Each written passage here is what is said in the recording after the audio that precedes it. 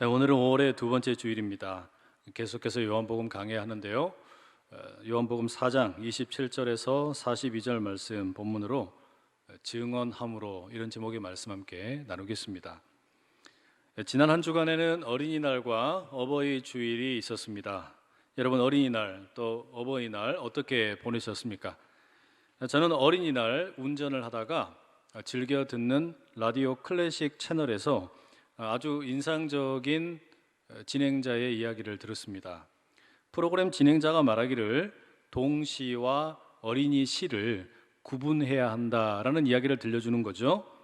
동시와 어린이 시를 구분한다. 이게 무슨 말인가 가만히 조금 더 귀를 기울여 봤습니다. 둘을 구분하자면 동시는 어른이 어린이를 위해서 쓴 시이고 어린이 시는 어린이가 직접 자신의 경험과 감정을 담아내는 시라는 겁니다. 가만히 생각해 보니까 정말 그럴싸합니다. 집에 돌아와서 이게 누구의 말을 인용하는 것인가 좀 조사를 해보았습니다.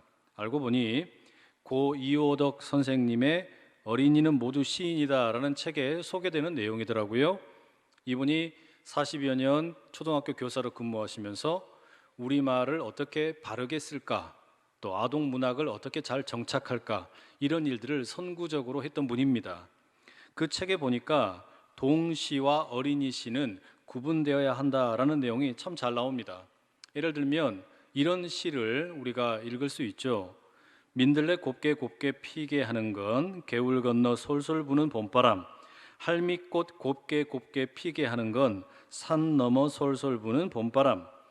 이 봄바람이라는 제목의 동요인데 이 저자의 말에 의하면 이런 동요는 어린이들의 생활에서 자연스럽게 나온 감정이 아니라는 거예요. 이런 시적 표현은 어른들의 머릿속에서 가공되고 만들어진 것이지 어린이들의 소박한 또 솔직한 시 언어가 될 수 없다라는 겁니다. 그러면 어린이들의 직접적인 경험, 감정이 표현되는 어린이 시라는 것은 어떤 거냐? 예를 들면 이런 겁니다.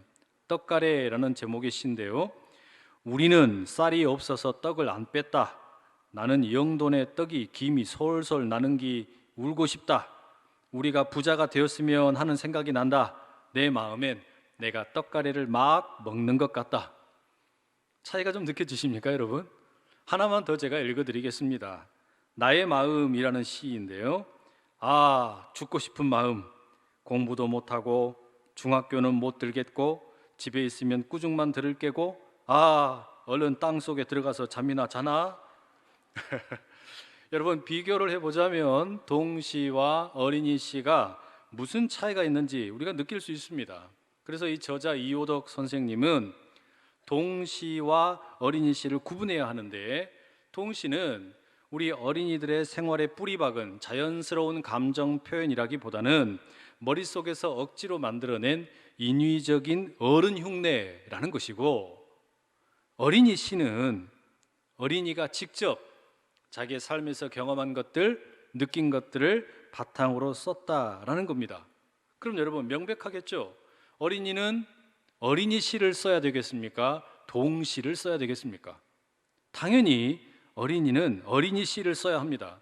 자신이 직접 경험한 일을 솔직하게 표현하는 법을 배워야 된다라는 말입니다. 그런데 안타깝게도 우리가 교육 현장을 보면 어린이들이 어른들을 따라서 글을 쓰도록 강요받습니다. 그리고 그렇게 모방한 글이 잘 쓴 글이라고 100일장이나 글짓기 대회에서 상을 받게 된다는 말이죠. 안타까운 일 아니겠습니까? 남을 흉내 내놓는 것, 이것은 어린이들의 글쓰기 교육, 시 교육에만 해당하는 것은 아닐 것입니다. 특별히 믿음의 영역에서 이것은 더 큰 문제라고 말할 수 있습니다. 여러분, 믿음이라는 게 뭡니까? 눈에 보이지 않는 하나님을 인격적으로 신뢰하고 따르겠다고 결단하는 거 아니겠어요? 다시 말하면 하나님을 믿는다는 것은 내 머리와 내 가슴과 내 손과 발이 함께, 모든 인격이 다 함께 동원되어서 그분을 신뢰하겠다라는 고백입니다. 그런데 안타깝게도 우리는 남을 모방하는 방식으로 혹은 남에게 보여주기 위해서 자신의 믿음을 유지할 때가 참 많이 있어요. 우리는 이런 경우를 성경에서도 많이 만나게 되고 우리 일상에서도 종종 만나게 됩니다. 우리가 요한복음 3장에서 만났던 니고데모가 바로 그런 인물 아니었습니까?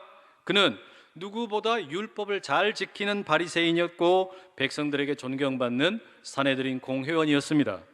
쉽게 말하면 그는 신분상 자유인이었을 뿐만 아니라 자신의 인생을 누군가에게 의존하면서 끌려다니는 인생이 아닌 주도적으로 살았던 인물이라고 말할 수 있습니다. 남의 의견에 의해서 끌려다닐 필요가 전혀 없는 그런 사람이었습니다.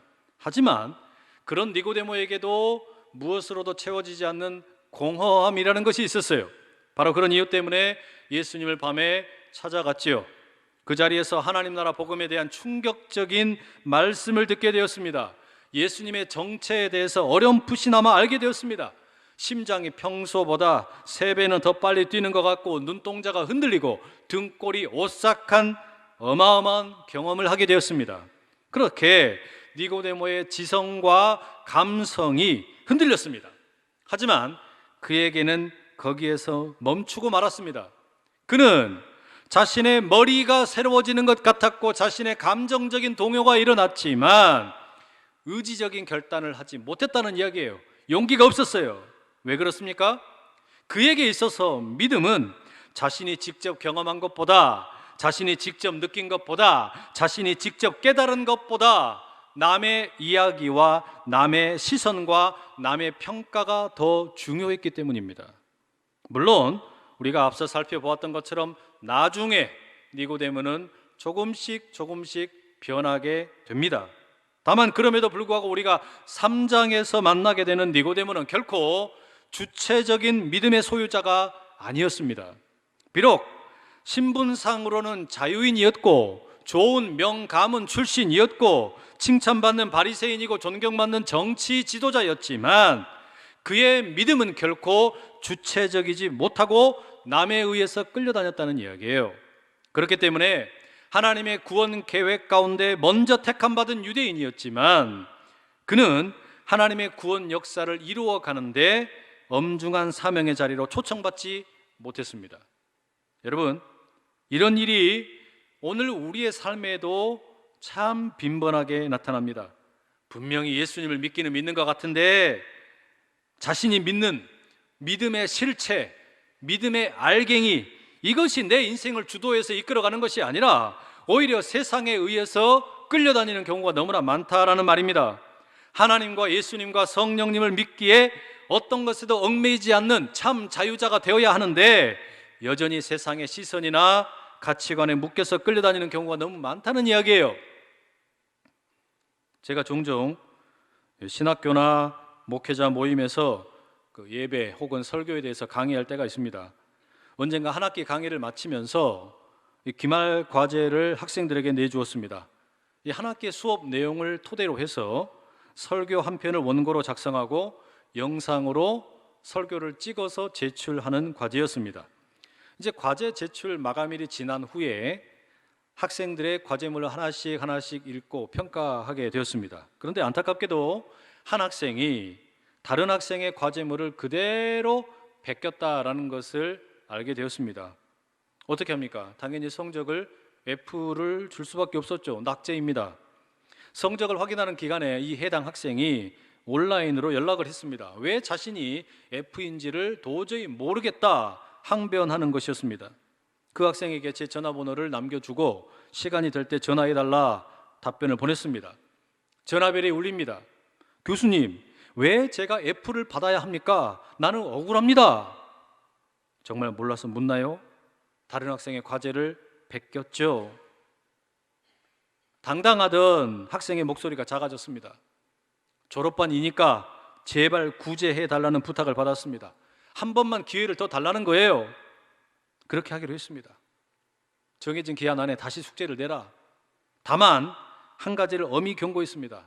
다른 사람의 설교를 베끼는 일을 다시는 하지 말라 부탁하고 또 부탁했습니다. 예수님을 만난 감격과 함께 복음에 대한 감격으로 신학교에 입학했을 텐데 하나님의 말씀을 전하는 설교자가 되기로 했을 텐데 어찌 남의 말과 글을 그대로 컨트롤 C로 복사를 해가지고 컨트롤 V로 붙였다가 이걸 말씀이라고 전할 수 있느냐라는 말입니다. 그런데 여러분, 이게 한 신학생의 문제가 아닙니다. 이건 우리 모든 그리스도인들이 당면한 과제이기도 합니다. 과연 나는 남의 말이나 남의 언어가 아니라 내 입술로 하나님을 제대로 고백하고 있는가 살펴봐야 합니다. 이게 다른 의미가 아니라 내가 믿는다고 고백하는 그 믿음의 내용이 내 인생을 주도적으로 끌고 가고 있는지, 아니면 믿음이라고 하는 것은 교회 안에서만 작동하는 것이고 세상살이 가운데서는 세상의 규칙을 따라 살아야 한다, 이렇게 생각하고 있지는 않느냐는 말이죠. 과연 우리의 믿음은 우리 인생을 주도적으로 이끌고 있습니까? 이 질문에 예라고 힘있게 대답할 수 있는 우리가 될 수 있기를 간절히 축복합니다. 오늘 본문에 소개되는 사마리아 여인의 경우가 바로 그렇습니다. 자신의 믿음을 따라 인생을 주도적으로 살았던 사람이라는 말이죠. 앞서 살펴보았던 것처럼 이 사마리아 여인은 아무리 봐도 3장에 소개되는 니고데모라는 인물과 비교하면 도저히 동급으로 놀 수 없는 사람이었습니다. 이름도 나오지 않습니다. 세상에 천대받던 여인이었습니다. 게다가 남편도 없습니다. 그러니 보호자가 없으니 사람들에게 대접도 시원치 않고 무시당하고 살았습니다. 남의 시선이 무서워서 남을 의식하면서 살았습니다. 그래서 뜨거운 태양이 내리쬐는 한낮에 일부러 우물에 물을 기르러 갔습니다. 다시 말하면 자신의 인생을 주도적으로 살아가지 못하고 남의 시선에 의해서 끌려다니는 인생이었다라는 말입니다. 그런데 우물가에서 만난 한 유대인 남자와 말을 걸어옵니다. 그리고 이 여인의 삶을 송두리째 바꾸어 놓지요. 자신의 아픔을 이해하고 공감하는 예수님의 말씀 앞에서 감정의 장벽이 눈 녹듯이 사르르 녹아버렸습니다. 예루살렘이나 그리심산이 아니라 장소를 뛰어넘는 하나님을 예배하게 되는 참된 때가 올 것인데 곧 이때라고 말씀하시는 그 주님의 음성을 들었을 때에는 예배에 대한 새로운 깨달음과 함께 뇌세포가 춤을 춥니다. 메시아가 오실 때 우리에게 이런 모든 것을 알려주실 것이라고 이 여인이 이야기했더니 주님께서는 너에게 말하고 있는 내가 바로 그 메시아다 라고 말씀하십니다. 내가 메시아다. 그 음성 들었을 때 이 여인은 무엇으로도 형용할 수 없는 진정한 예배의 감격을 느끼게 되었죠. 여인은 우물가에서 예수님과 나눈 그 짧은 대화 가운데 자신의 머리와 가슴이 새로워지는 것을 느꼈습니다. 그리고 결정적으로 여인은 자신의 머리와 감정만 새로워진 것이 아니라 의지적인 결단에 이르게 되었습니다. 용기가 생겼다는 말이에요. 그래서 가만히 있을 수가 없었어요. 이전까지는 남의 시선에 의해서 끌려다니는 수동적인 인생이었지만 이제는 자신에게 일어난 이 믿음의 변화, 믿음의 사건을 따라 믿음에 의해서 주도적으로 살아가는 인물이 되기로 결단하게 되었다는 말입니다. 그래서 어떻게 합니까? 28절에서 30절 오늘 본문을 보십시오. 세번역 성경으로 읽어드리죠. 그 여자는 물동이를 버려두고 동네로 들어가서 사람들에게 말하였다. 내가 한 일을 모두 알아맞히신 분이 계십니다. 와서 보십시오. 그분이 그리스도가 아닐까요? 사람들이 동네에서 나와서 예수께로 갔다. 여러분, 이 예수님을 만난 여인이 마을 속에 들어가서 사람들에게 증언을 합니다. 우물가에 이 여인이 동네 사람들에게 무슨 세련된 말을 했습니까? 아니에요. 뭔가 유식한 말을 했습니까? 아닙니다. 아니면 남의 말을 베껴다가 그대로 전했습니까? 그것도 아니에요. 그저 자신의 과거를 다 아는 분을 만났다라고 말합니다. 내 과거를 다 아는 한 사람을 만났다라고 이야기합니다. 내가 남편도 없고 사람들의 시선에 끌려다니는 불쌍한 인생이고 남들 몰래 숨어서 살고 있고 뭐 이런 거, 그게 자신의 과거 아닙니까? 여러분, 여기에 무슨 꾸밀 말이 있고 자랑할 것이 있습니까? 그저 자신의 경험과 감정을 그대로 담아서 사람들에게 표현했을 뿐입니다. 그런데 놀랍게도 바로 이 여인의 어수룩해 보이는 이 몇 마디 말이 동네 사람들에게 큰 파장을 일으키게 됩니다. 여인이 남의 말이나 그럴싸한 말을 베껴와가지고 증언한 것이 아니라 자기의 감정과 자신의 경험을 가지고 있는 그대로 이야기했을 뿐인데 여기서 기가 막힌 결과가 나타나는 거예요. 아니, 저 여인이 왜 저러는 것일까? 전에 저 여인은 우리가 무시하던 그 여인이 아닌가? 사람들을 피해 다니던 여인이 아닌가? 아니 그런데 저 여인이 지금 뭐라고 말하나? 자신의 과거를 다 아는 사람을 만났다고, 그리스도를 만난 것 같다고. 저 여자가 말하는 그리스도가 정말일지도 모른다. 저 여자가 저렇게 변화되었다면 정말로 그리스도일지도 모른다. 한번 가보자. 뭐 이런 변화가 마을 사람들 가운데 나타났다는 말이죠. 여인의 변화가 여러분 놀랍지 않습니까? 이게 무슨 변화입니까? 머리가 변화된 게 아니에요. 감정만 변화된 게 아니에요. 진짜 변화된 건 뭐냐? 의지적인 결단, 용기가 생겨났다는 이야기예요. 다시 말하면 주도적인 인생이 되었다는 말입니다. 자신의 믿는 바, 그 믿음의 실체가 인생을 주도적으로 이끌어가도록 변화시켰다는 이야기입니다. 예수님 만났더니 이런 일이 일어나게 되었어요. 세상에 의해서 끌려다니는 인생이 아니라, 동네 사람들의 시선에 의해서 날마다 수동적으로 끌려다니는 인생이 아니라, 나의 믿는 바 믿음이 세상을 주도적으로 이끄는 인생으로 변화되었다라는 말입니다. 우리 주님을 만나면 바로 이런 기가 막힌 일이 오늘 우리 가운데도 펼쳐지는 줄로 믿습니다. 사랑하는 여러분, 우리가 이런 멋진 변화의 주인공 될 수 있기를 간절히 축복합니다. 여인의 자리에 여러분의 이름을 넣으시고, 여인이 들어간 동네를 여러분의 동네 이름으로 바꿔보십시오. 안산, 시흥, 화성은 물론이고 서울, 분당, 일산, 수원, 조치원, 금산, 당진, 세종, 남양주, 돌고, 양주, 안양, 군포, 기흥, 의왕, 평택 거쳐서 천안, 용인, 동탄, 인천, 부천, 김포, 대부도, 아이고 죽겠다. 뭐 어디가 되었든 여러분이 계시는 그 동네를 넣어보세요. 그럼 여러분, 여인의 이야기는 이제 우리의 이야기입니다. 여인이 예수님을 만난 후에 동네로 들어갔듯이 우리는 예배를 통해 우리 주님을 만난 후에 우리가 살고 있는 동네로 들어갑니다. 우리가 살고 있는 동네로 들어가요. 그런데 이 동네는, 이 도시는 우리의 믿음에 대해서 결코 호의적이지가 않습니다. 우리를 무시하기도 하고 우리의 믿음을 깔보기도 하고, 야, 너 무슨 예배가 밥 먹여주냐? 너 무슨 믿음이 너에게 밥 먹여주냐? 비난하기도 합니다. 그런데 예배를 경험하고 주님을 만났던 우리는 바로 그런 이들에게 찾아간다는 이야기예요. 우리는 그들에게 외칩니다. 우리는 그들에게 증언합니다. 이 도시에 살고 있는 여러분, 맞습니다.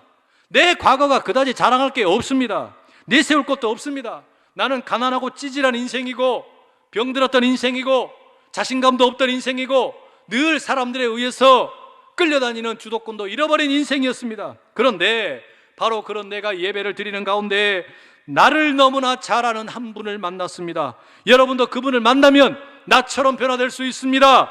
그분은 내 인생의 목마름을 해결해 주신 분입니다. 그분은 내 인생에 진짜로 필요한 게 무엇인지 아는 분입니다. 그분은 내 인생을 끌려가는 인생이 아니라 믿음으로 주도적으로 살도록 변화시켜 주신 분입니다. 여러분도 그분을 만나시기를 간절히 축복합니다. 여러분, 이게 여인의 고백이자 우리의 고백이란 말이에요. 바로 그렇습니다, 여러분. 이게 도시의 영성을 새롭게 하는 교회의 참 모습입니다. 도시의 영성을 새롭게 한다라는 것, 그것은 예배 이후에 각 동네로, 마을로, 도시 속으로 흩어진 성도들을 통해 세워져 가는 겁니다. 바로 이런 위대한 복음의 역사가 오늘 예배드리는 여러분을 통하여 여러분의 동네 가운데, 여러분의 도시 가운데 이루어질 수 있기를 간절히 축복합니다. 본문 39절에 이 여인의 증언을 들은, 그래서 예수님을 만나러 동네를 빠져나온 사람들이 남기는 증언이 이렇게 나옵니다. 여자의 말이 내가 행한 모든 것을 그가 내게 말하였던 증언이므로 그 동네 중에 많은 사마리아인이 예수를 믿는지라. 여자의 말이, 자신의 과거를 다 알고 있는 한 사람을 만났는데 그가 메시아인 것 같다는 그 이야기를 듣고 동네 사람들 가운데 많은 사마리아인들이 예수님을 믿게 되었다. 여러분, 놀라운 반전이죠. 본래는 이 여인이 동네 사람들의 눈초리를 살피고 시선을 두려워하고 무시당하면서 끌려다니는 수동적인 인생이었는데, 지금은 무슨 일이 생겼냐? 이 여인을 통해서 적극적인 여인의 이 믿음의 주도권을 가지고 동네를 변화시켜 버렸어요. 사람들을 변화시킨 겁니다. 이 기가 막힌 일 아닙니까? 상황이 완전히 역전된 것이죠. 저 여자 봐라, 본래 완전히 우리에게 벌벌 기던 여자였는데 이제는 저 여인의 말이 힘이 있다, 저 여인의 말이 능력이 있다, 저 여인의 말에 귀를 기울여보자. 그리고 예수님 만나서 이 사람들이 복음을 받아들였다는 이야기입니다. 여러분, 마을 사람들이 예수님과 함께 머문 다음에 기가 막히거든요. 그래서 요청을 합니다. 우리와 함께 머물러 주십시오. 예수님께서는 이 사람들과 함께 이틀을 함께 계신 후에 이제 떠나시게 됩니다. 그리고 마지막 결론이 42절에 이렇게 기록되어 있어요. 그 여자에게 말하되 이제 우리가 믿는 것은 네 말로 인함이 아니니 이는 우리가 친히 듣고 그가 참으로 세상의 구주신 줄 알미라 하였더라. 동네 사람들이 예수님이 떠나신 후에 여인에게 고백하는 겁니다. 사마리아 여인이여, 당신으로 인해서 우리가 예수님 만났는데 이제 우리가 고백하는 이 믿음은 당신의 말 때문이 아니라 예수님을 우리가 친히 만남으로 인함이다. 우리가 이렇게 변화되었다. 뭐 하는 겁니까? 저는 이 말씀 가운데 동네 사람들이 여인에게 감사하고 있다라는 것을 느끼게 됩니다. 물론 세례 요한이 고백했던 것처럼 이제 세례 요한은 쇠하여야 되고 예수님은 흥하셔야 되는 것처럼 여인이 쇠하여지고 예수님이 높아지는 겁니다. 그런데 더 놀라운 건 뭐냐? 바로 이 마을의 변화, 사마리아 마을의 진정한 변화를 일으키는 그 핵심적인 역할을 끌려다니는 인생을 살던 별 볼 일 없는 여인에 의해서 이루어졌다는 사실입니다. 이제 누가 이 여인을 무시할 수 있겠어요? 이제 누가 이 여인을 감히 비난할 수 있겠습니까? 전혀 그럴 수 없습니다. 주님을 만나 참으로 진솔한 자기 고백으로 복음을 증언한 이 여인은 도시를 새롭게 하는 위대한 인생이 되었다라는 말입니다. 여러분, 이게 바로 우리 성도가 마땅히 감당해야 할 사명입니다. 우리는 우리가 살고 있는 이 도시의 영성을 책임질 사람들입니다. 우리는 이 도시 가운데 이 도시의 문화에 끌려다니는 인생을 살라고 부름받은 것이 아니라 이 도시를 새롭게 하는 일에 쓰임받으라고 부름받았습니다. 도시를 우리가 믿는 바로 주도적으로 이끌고 가라고 부름받았다라는 말입니다. 그러니 여러분, 이 일을 위해 우리가 함께 더욱 기도하고 예배하고 변화된 모습으로 머리만 커지는 게 아니라 가슴만 뜨거워지는 게 아니라 우리의 손과 발이 의지의 결단을 가지고 함께 나아가는 그런 은혜를 이룰 수 있기를 간절히 축복합니다. 사마리아 여인과 예수님의 만남에 대해서 우리가 설교를 함께 여러 편 나누었습니다. 이 설교를 마치면서 유명한 이 찬양 함께 여러분과 나누고 싶습니다. 가사가 이렇습니다. 우물가의 여인처럼 난 구했네 헛되고 헛된 것들을. 그때 주님 하신 말씀, 내 세매와 생수를 마셔라. 오 주님 채우소서. 나의 잔을 높이 듭니다. 하늘 양식 내게 채워주소서. 넘치도록 채워주소서.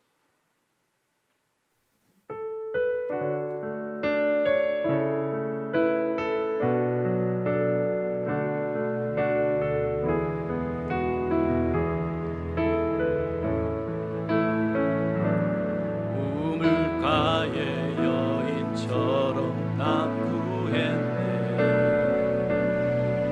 헛되고 헛된 것들을.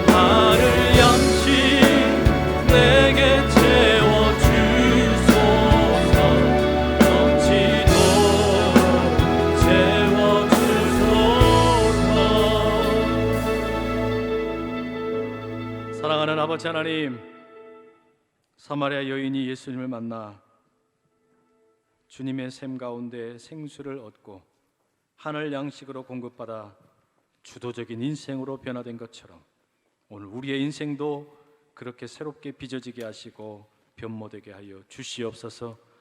그리하여 우리가 믿는 바 이 믿음의 실체를 가지고 우리의 마을 속으로 들어가 이 마을을 새롭게 하고 이 마을을 새롭게 변혁시키는 주도적인 인생을 살게 하시고 믿음을 따라 힘있게 쓰임받는 우리 모두가 다 되게 하여 주시옵소서. 예수님의 이름으로 기도드립니다. 아멘.